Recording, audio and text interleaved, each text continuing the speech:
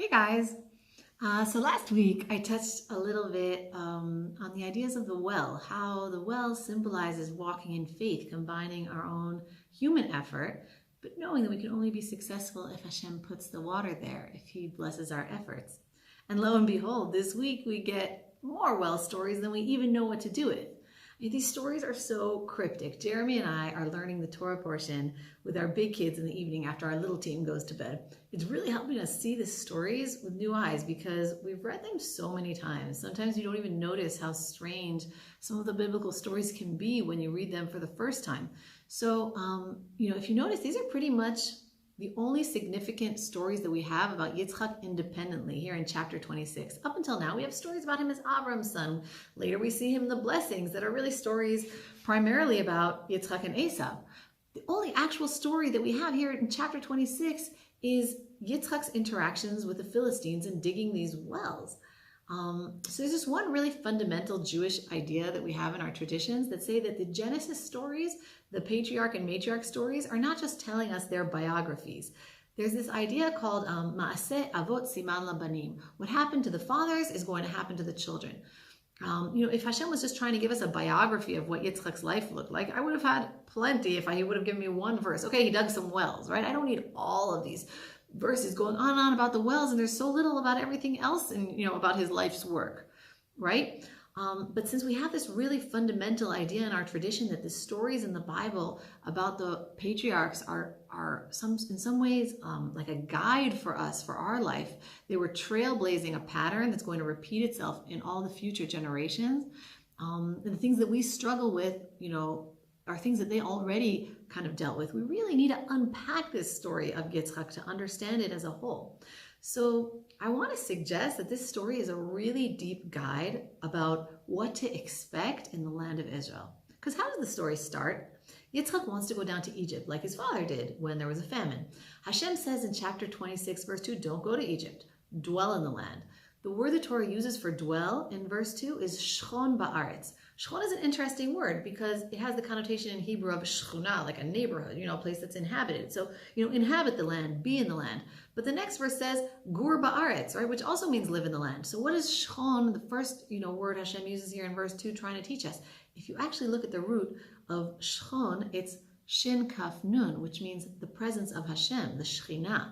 Right? So there's some sort of commandment here that's going to reveal, it's, kind of hinting to us that this story is going to reveal secrets about settling the land physically, but not only physically, also spiritually. How are we going to be able to bring Hashem's presence into the land?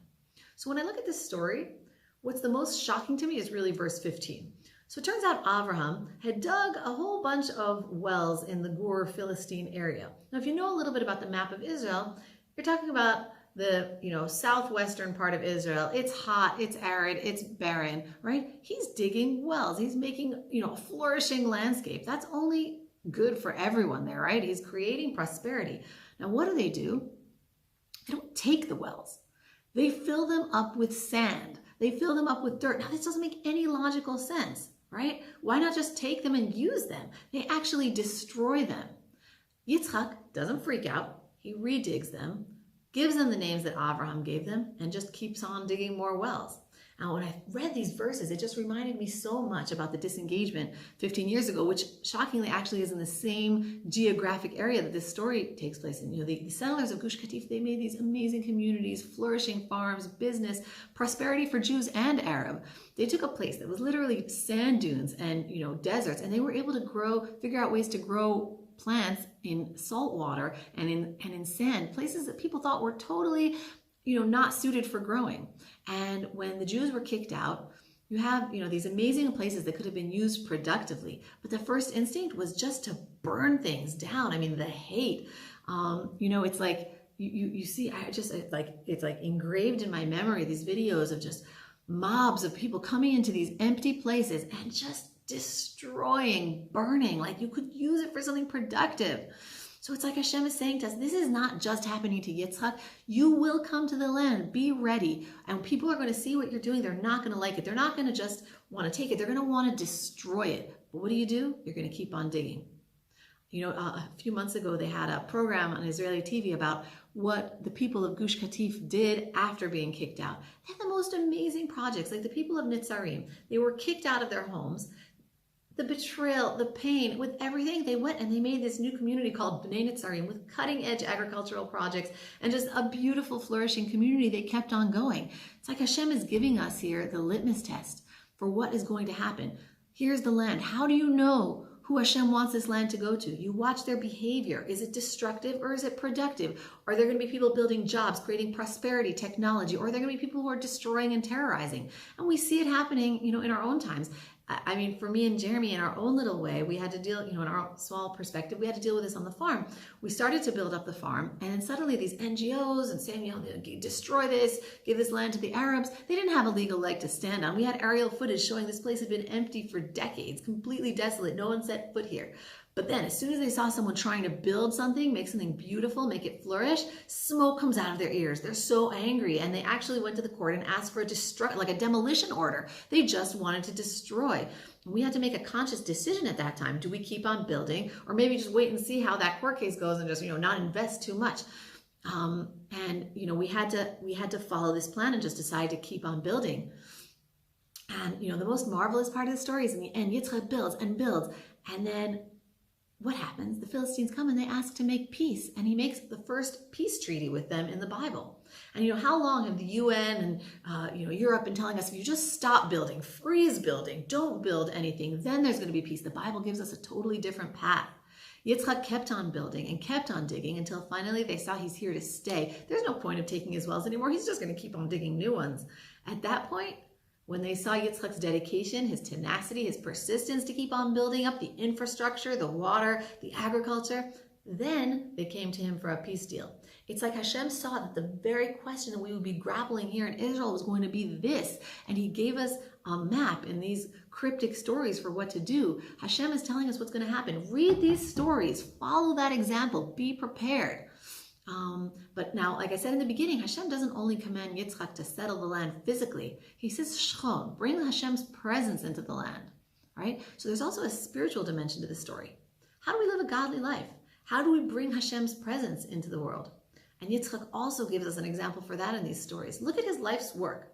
He starts by redigging his father's wells. In the modern world, everyone tells you, you grow up, blaze your own path, be yourself, find yourself. He dedicates himself to digging into the achievements of the past of his father, finding new water in the old wells, right? Instead of just pushing his own way, he finds meaning in the ancient accomplishments, in the wisdom that came before him. Only after that, he goes out and digs his own new wells and makes his own accomplishments. But first, he strengthens and edifies himself through all the accomplishments of Avram.